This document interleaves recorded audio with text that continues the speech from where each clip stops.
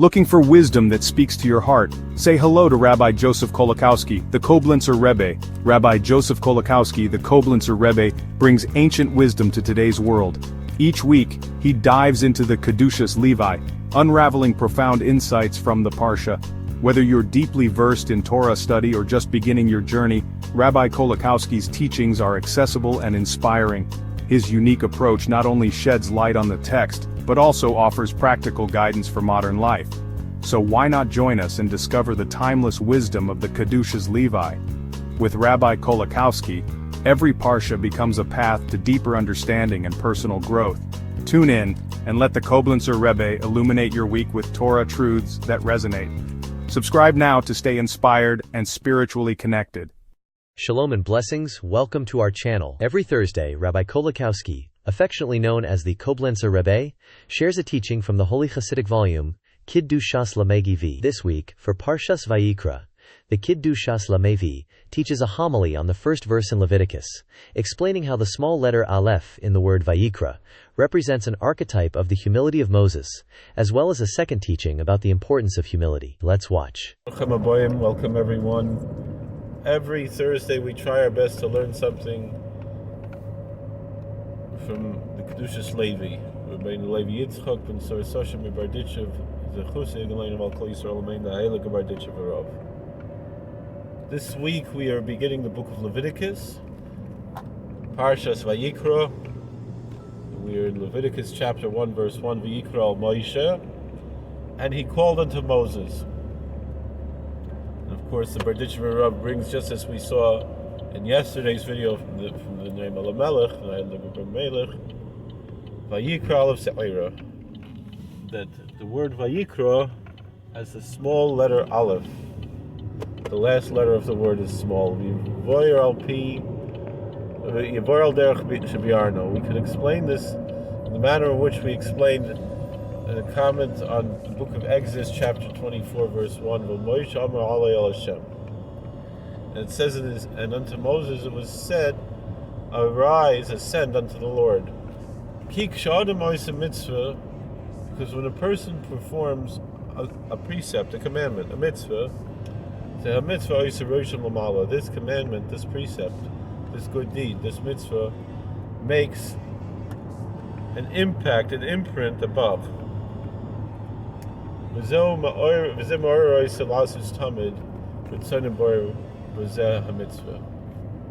that then impacts the person. It makes an impact on his root soul above, and that continues to feed that person. That it inspires and arouses the person to constantly perform the will of the Creator through the performance of that commandment, of that precept, that means of connecting to the Almighty. Behold, Moshe Rabbeinu olav shalom, the will of our teacher Moses, peace be upon him, may rest in peace, his desire, his will, was to perform and to rise up constantly to the Lord. That is what is cited and explained in the Holy Zohar, the Book of Splendor. It says in Exodus chapter 19 verse 3, and Moses ascended to the God. So we find that that was his constant desire, his constant will to elevate and rise up to the Lord. That therefore inspired him and aroused him constantly to rise up and ascend to the Lord. And that's what it says in Exodus chapter 24. And unto Moses he said, rise unto the Lord. Because this said it was his will and his desire to rise up to the Lord. It was that desire that was speaking to him, that said, rise up to the Lord. And this is what's hinted to with this archetype of the small letter Aleph.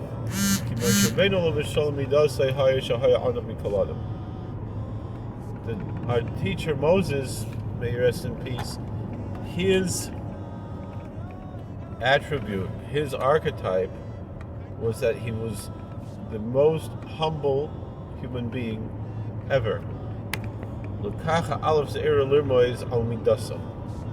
And so therefore the small aleph is there to represent his archetype. Haklal, so the general idea is as follows: Ki korban b'demus hashefa, sheKadosh Baruch Hu mashpia machmas chasdei gadol b'loy ma'aseh tachtonim. A lot of confusion in the world of people from other religions. What is the sacrificial cult all about? They imagine that it's necessary in order for people to be forgiven of sin, which is not the case, but rather it has many different means of making communion with God, but also to draw down blessing. And so each sacrifice, each offering, was in the form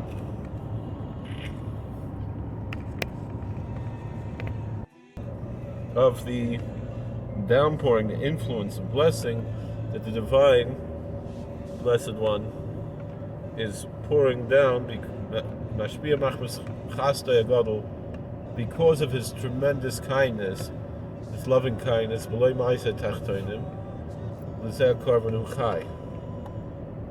And it's despite the deeds of we here, human beings, below. And for this reason, the sacrifice comes from a living animal. Ki chayhu me'akadosh baruch hu, because life comes from God.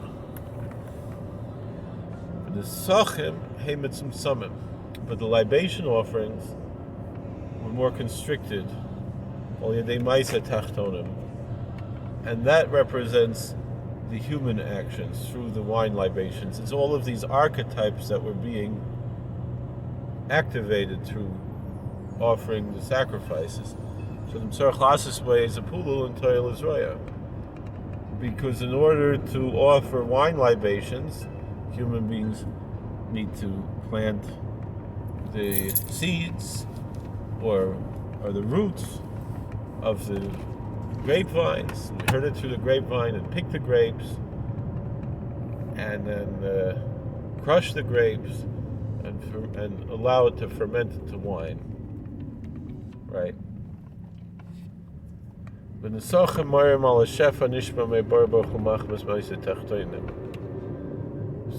archetype is represented by the wine libations, represents the outpouring of blessing that God gives, that the blessed Creator gives, because of the deeds of we human beings below. She Yisrael Roim Machmas Ma'aseyim Tovim Shabar Baruch Hu Yashbi Aleim Tovos. That because of the good deeds that the Israelites perform, they are worthy for God to bestow upon them benefits. V'hine Yisrael b'midbar hay b'china she'Kadosh Baruch Hu mashpil aleim machmas chasdei gadol. Now, when the Israelites were in the wilderness, in the desert, then they were in the archetype of the sense where the divine, blessed be He, was outpouring the blessings from His own divine grace, His tremendous loving kindness. And so that is why the blessings that came down from them came from this archetype. The Hainu Haman, Baber. For example, there was the manna, and there was the well of Miriam. Shembam Klal Maisa Me Adam. They did not come from any human actions. However, once they entered into the land of Israel, to the Holy Land, then the blessings came because of the deeds of the human beings that are below. Canal, as we said above.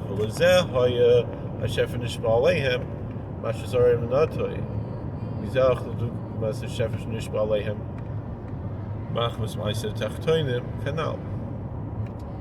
Meaning that this outpouring of blessing that came upon them was due to the deeds that they performed, that they planted seeds and they planted roots, and from this they ate. That represents the archetype of the outpouring of blessing and influence that was poured out upon them because of the deeds of the human beings below, as we said above. And this is what's hinted to in the verse, the book of Numbers, chapter 15, verses 2 and 3. That when they came to the land of their dwellings, and they performed a burnt offering to the Lord, that the wine libations were dependent upon the agriculture, upon the land, the Holy Land, the Moisel Anal. That comes to hint to that which we explained above, Shenesachim Marim al Shefa Shnishba al Aretz Canal. That the wine libations represent this archetype of the outpouring of the blessing that was given to the land, as we said above, due to human deeds. Vazu Sheperish Rashi, and this that Rashi, Rabbi Solomon Isaacides explained, Shenoimim Shir al Yayin, that we only recite a song of praise to God over wine. He says, Shefa Nishbal Adam Machmas Maisa Tachtonim, Hu Simcha Ladam.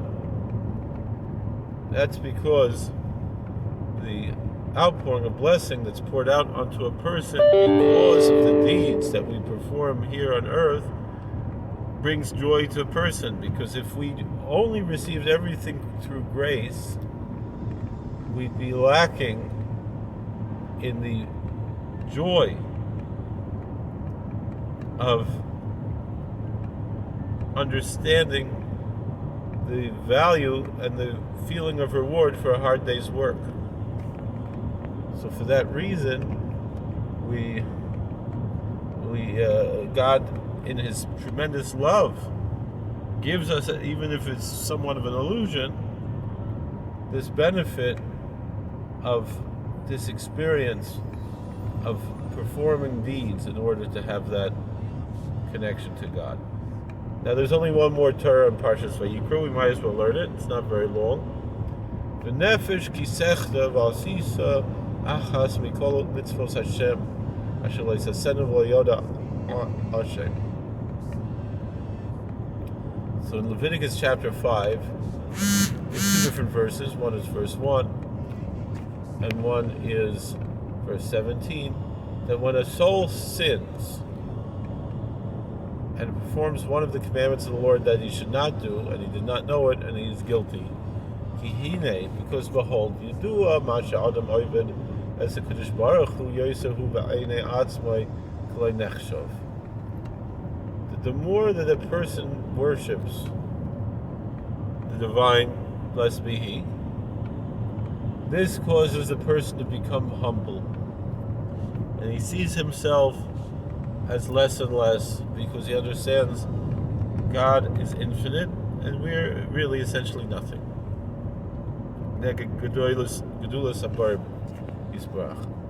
Particularly when compared to the greatness of the blessed Creator. But when a person performs a commandment, and he thinks that he is worshiping the Lord, such a commandment is worthless. And this is the explanation of the verse. That when a soul sins, what's the sin? What are we talking about here? That when he performs one of the commandments of the Lord that he should not do, then he's guilty. Koloimer means to say, Mitzvah zos yasa le'koloi. Such a mitzvah is counted as if it does not exist. It's worthless. Because if a person is supposed to be humbled by the experience of worshiping God, and if instead he becomes arrogant, then that mitzvah is worthless, and the person is guilty of feeling the arrogance of thinking that he's better than other people. Thank you for watching. God bless. Please like, share, and subscribe. We shall be worthy to really be humble and to really be humble. You know, there's a joke they tell. There's a rabbi on Yom Kippur, he's clapping al chait and he's saying, I'm nothing, I'm nobody. And then the cantor, he's saying, I'm nothing, I'm nobody. And then there's the president of the shul, he says, I'm nothing, I'm nobody. And then the cantor turns to the rabbi and said, look who thinks he's nobody. Humility is also a slippery slope and a tightrope to walk. But by God's grace, we might be worthy to have a little bit more authentic humility than what we're supposed to have. So thank you for watching. God bless. Please like, share, subscribe, comment, and we'll hope to see you later. And have a Chag Kosher v'Sameach. How do I turn this thing off? Come on, this one. We hope you enjoyed this content. This channel has over 5,000 videos, including Torah commentary, podcasts, footage of Jewish and historical events, and much more. We are sure you will find more videos you will enjoy. Please like, share, subscribe, hit the bell button, and comment. Rabbi Kolakowski often makes videos based on questions in the comment section, so you might have a video made just for you. By helping this channel grow, you are helping to spread Torah. God bless.